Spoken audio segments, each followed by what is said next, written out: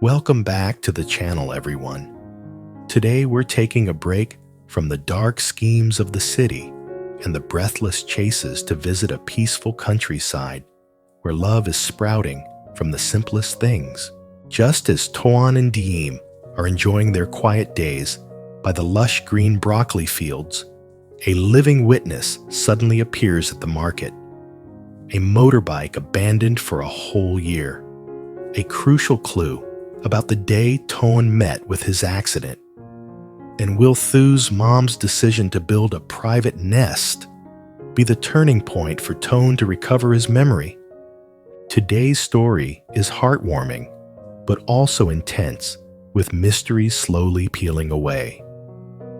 So grab a hot cup of tea, get comfortable, and tune in to this emotional story.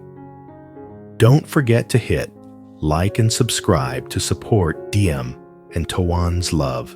Early in the morning, while the mist still hung over the hills, the small family farm was already buzzing with laughter. Today was broccoli harvest day, a crop Diem had poured so much effort into. Toan, the rich kid from before, was now dressed in simple work clothes, wearing rubber boots and holding a cutting knife. Even though his memory was still a blank slate, the instinct of a man wanting to protect the one he loves had never faded. Diem, look at this. Is this head huge or what?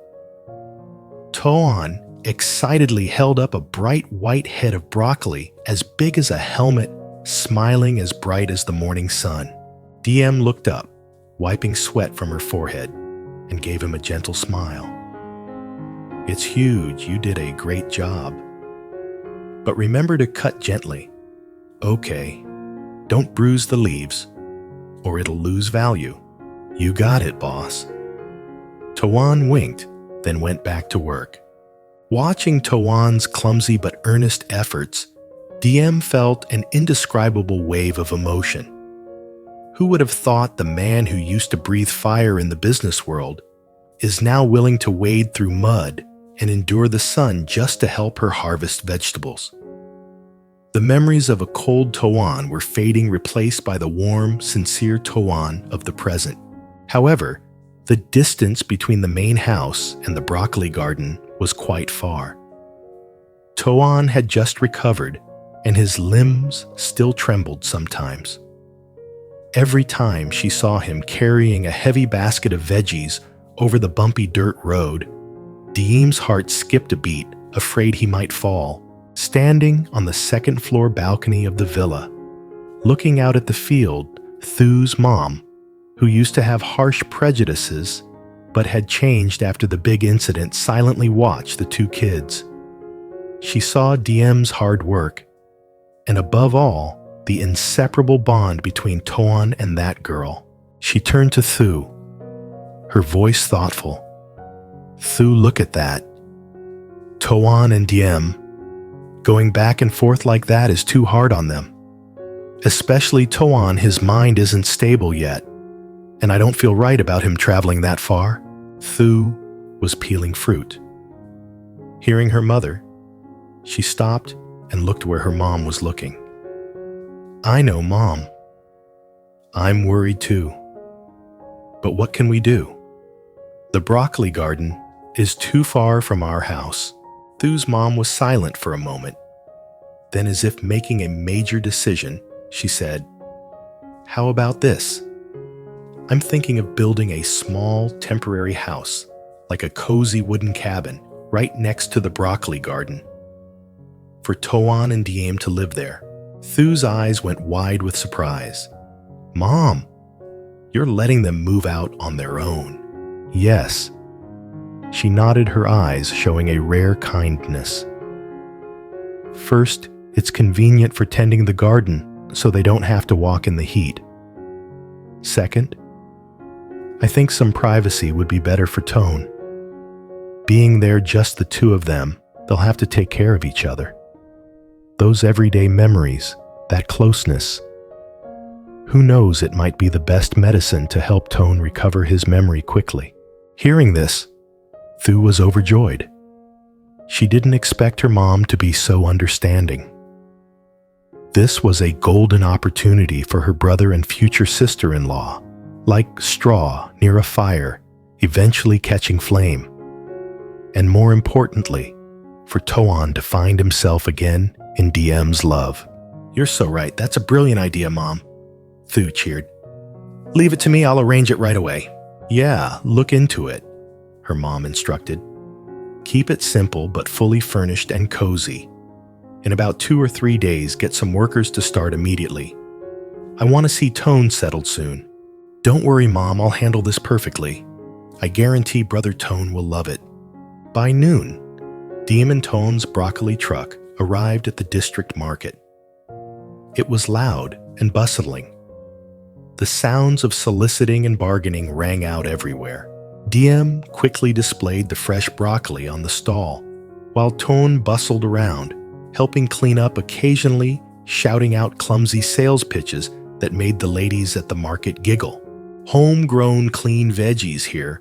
Folks buy veggies and get a smile from a handsome guy for free. Thanks to Diem's charm and Toan's good looks, half their stock was gone in no time. While Diem was bending down to give change to a customer, a middle-aged woman carrying a basket walked past the stall. She suddenly froze. Her eyes were glued to Toan, who was wiping sweat nearby. She squinted, stepped closer, looking him up and down as if to confirm something. "Hey, young man." The woman spoke up, her voice full of doubt. Toan turned around, bewildered. "Yes. Are you calling me? Would you like to buy some broccoli?" The woman slapped her thigh. "That's it. That's definitely you. I can't be mistaken. That mole at the corner of your eye gives it away." Toan and Diem looked at each other, confused. Diem hurried forward. "Ma'am, do you know him?" The woman nodded vigorously, looking eager. "Of course I do. How could I not? This young man. Over a year ago, or maybe 6 months, I don't remember the exact date, he came to my house to park his motorbike." Parked his motorbike. Diem gasped, her heart beating faster. This was during the time Toan went missing. That's right. The woman recounted, her voice excited but tinged with slight reproach. "It was raining cats and dogs that day. He was riding a large displacement motorcycle. Black looked really expensive. He drove into my porch asking to park it for a bit, said he had urgent business and had to walk into the village and would come back for it later. He looked incredibly panicked at the time." She clicked her tongue. "But I waited forever. Waited until dark. Then waited a whole month, and you never came back. The bike was huge. My house is small. I was afraid of thieves, so I reported it to the police." A jolt of electricity ran down Diem's spine. Toan parked his bike and walked into the village. Where was he going? Who was he meeting? Why was he panicked? "Ma'am!" Diem grasped the woman's hand, her voice trembling with emotion. "Do you remember the exact date? And that bike? Where is it now?" "The date beats me. It's been too long. But the bike is definitely at the district police station. I walked it up there myself to turn it in. The officers said they'd find the owner, but no one ever came to claim it. Seeing you here at the market today gave me a start." She turned to Toan. "Hey, young man, why did you leave your bike and disappear into thin air? You had me worried sick." Toan held his head. The woman's words were like sharp shards cutting into his mind. Large motorcycle, heavy rain, panic. Blurry images began to surface in his head. The sound of tires screeching, sirens wailing, and the image of someone chasing him. Ugh! Toan groaned softly, grimacing as a sudden headache hit him. Seeing this, Diem quickly supported Toan, then turned to the woman. "Thank you so much. Your information is worth more than gold to us. I'm his wife. He had an accident and lost his memory, so he doesn't remember anything about that day. When we have time, I'll bring him to your house to thank you properly and go to the police station to claim the bike." The woman looked sympathetic. "Oh, no wonder. Poor boy. All right. Then my house is right at the top of Da Hoi Slope. Just ask for Mrs. Tu, who sells groceries. Everyone knows me. Drop by whenever you're free." "Yes, ma'am. Thank you, Mrs. Tu." On the way back home, the atmosphere was much quieter. Toan sat behind Diem on the motorbike, his arms wrapped tight around her waist, his head resting wearily on her back. The headache had subsided, but the anxiety was growing. "Diem," Toan mumbled. "I'm useless, aren't I? Such an important thing, and I can't remember a lick of it.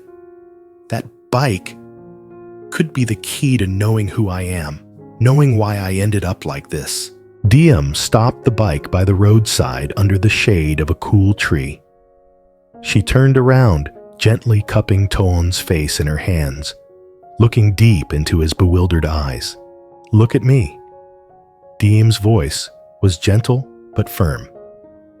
"You are not useless. You are Toan, the most hardworking, gentlest man I know right now. The past is important, but it's not as important as your health."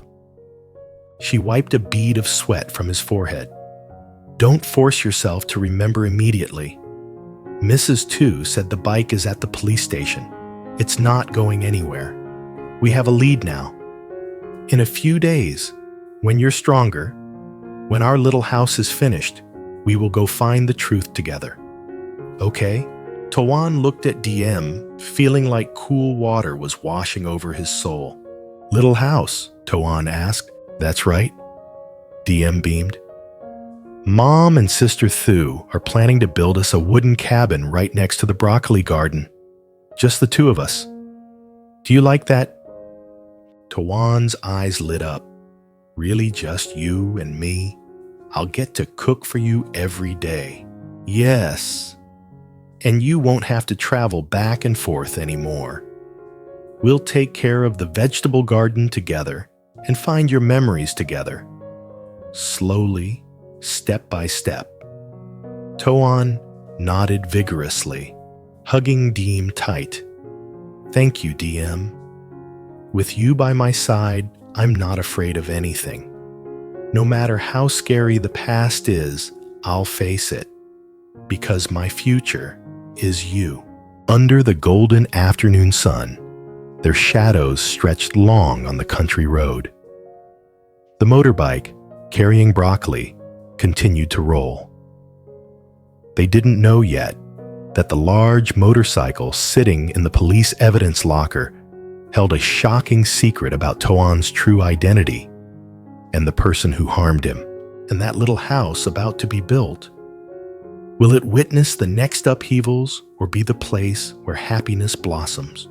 The clue about the mysterious motorcycle has appeared. Why did Toan abandon his vehicle and walk into the stormy night?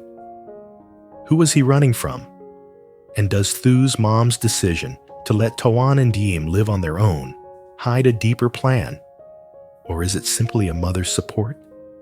The house of love is about to be raised, and Toan's journey to reclaim his memory has only just truly begun.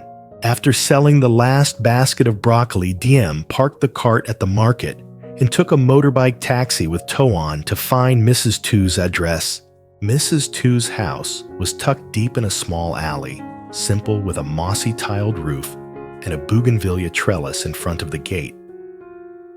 Seeing the two arrive, Mrs. Tu was as overjoyed as if welcoming children returning from afar. Come in, kids. Searching for my house in this heat must have been tiring." Mrs. Tu warmly poured fresh tea to welcome her guests.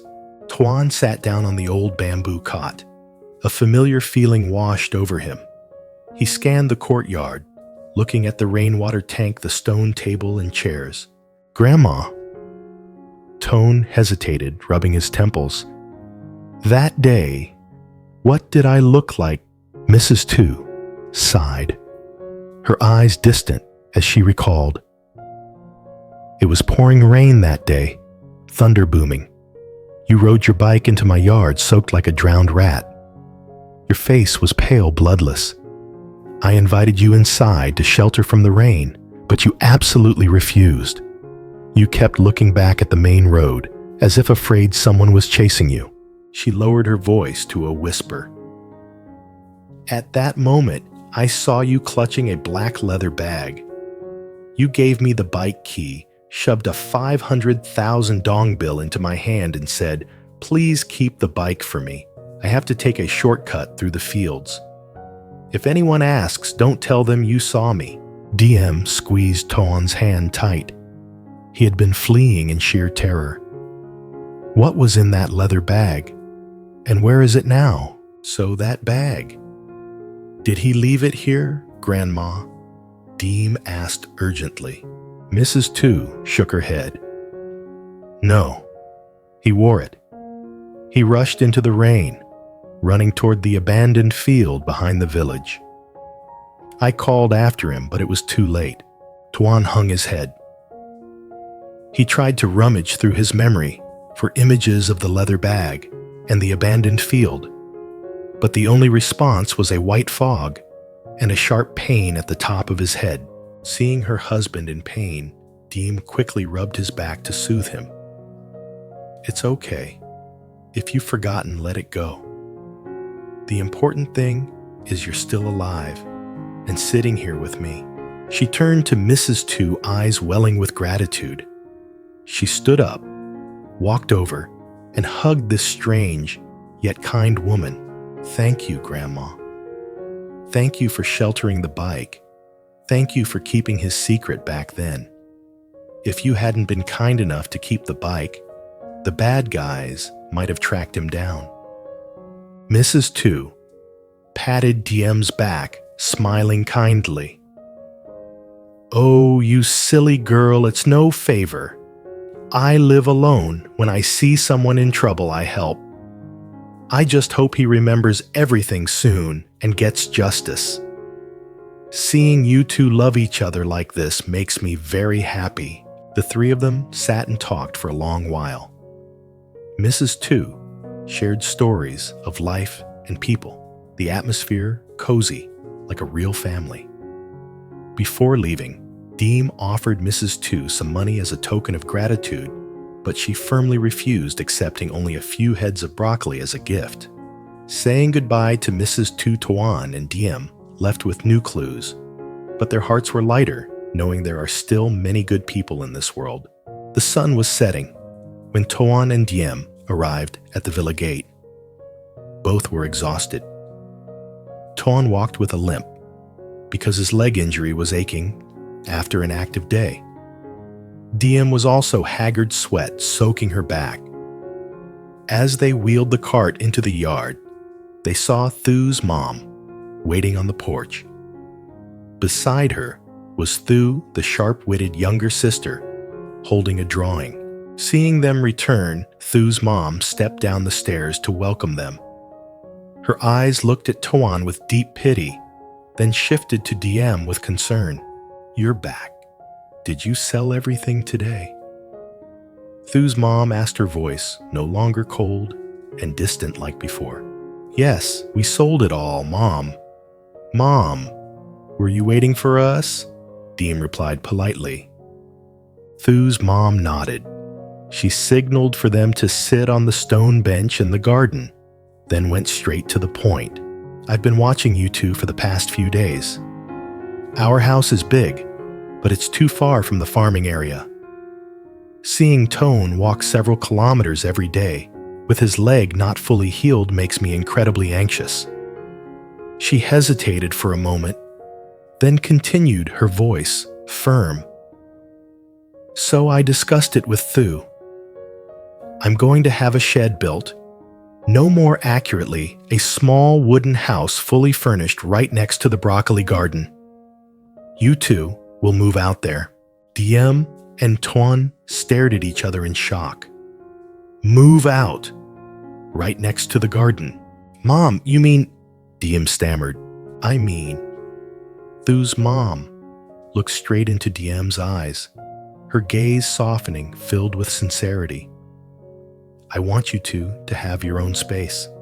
It's crowded here, too many rules hard for Toan to recuperate. Out there, the air is fresh, and it's convenient for tending the vegetables. You two take care of each other, build your little nest. I think that will be better for Toan's memory than cooping up inside these four walls." Then she turned to Toan. "What do you think, son? Do you want to build a life with your wife with your own hands?" Toan looked at Diem, then at his mom. He felt the respect his mother was giving him. He nodded strongly. "I'd love that, Mom. I want to live with Diem, grow vegetables, raise chickens. I want to be independent." Hearing this, Diem was on the verge of tears. She had thought Thu's mom would despise her, find ways to separate her and Toan because of her poor background. She never expected her to be so understanding and supportive of their happiness. Diem stood up, bowing low before Thu's mom. "Mom, thank you so much. I don't know how to repay you and the family. I promise I will take good care of Brother Toan. I won't let you down." Thu's mom helped Diem up, patting her hand gently.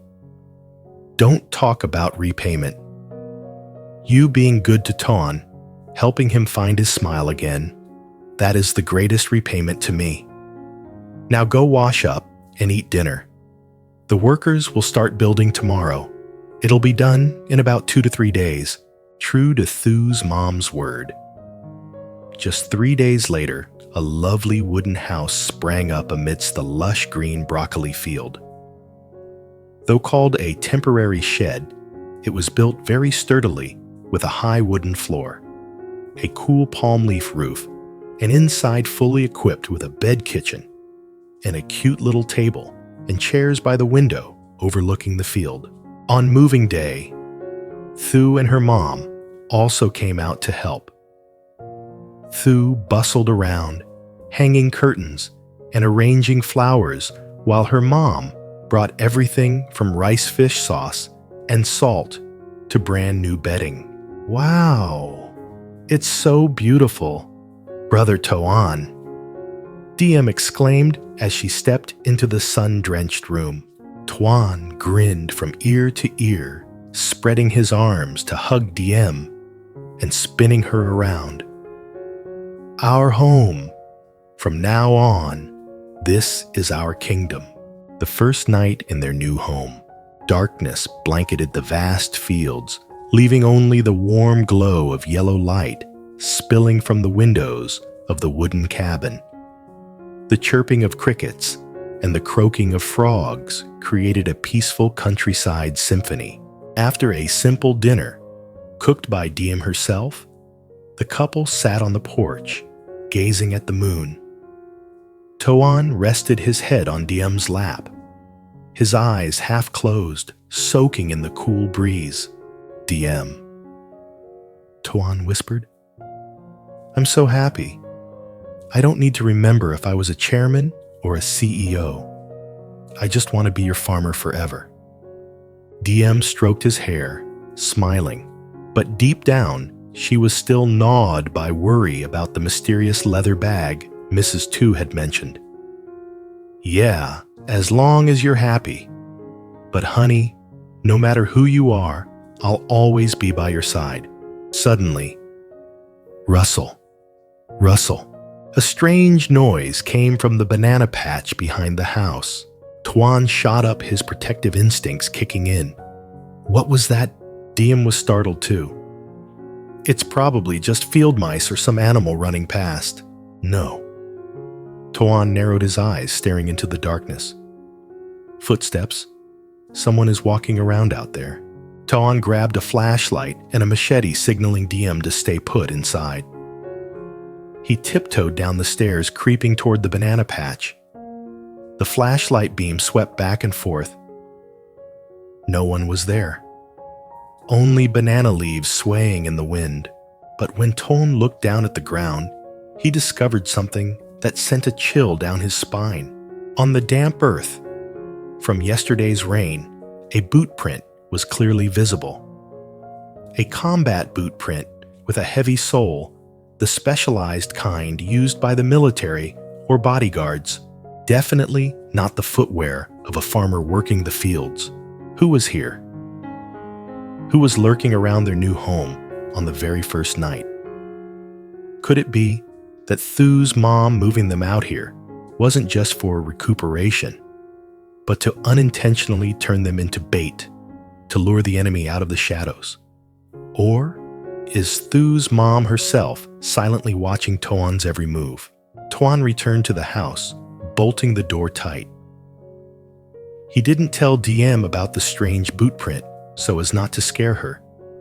But that night, Toan didn't sleep.